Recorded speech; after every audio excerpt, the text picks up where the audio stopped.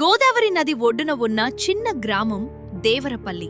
ఆ ఊర్లో ప్రతి సంవత్సరం జరిగే జాతర చాలా ప్రసిద్ధి. కాని ఆ జాతరలో ఒక విచిత్రమైన నియమం ఉంది. రాత్రి 12 తర్వాత నది వైపు ఎవరూ వెళ్లకూడదు. ఎందుకంటే అక్కడ వేణు అనే ఓ పడవవాడు తిరుగుతాడని గ్రామస్తులు నమ్మకం. 15 ఏళ్ల క్రితం వరదల్లో అతను తన చిన్న కూతుర్ని కాపాడుతూ నదిలో మునిగిపోయాడు.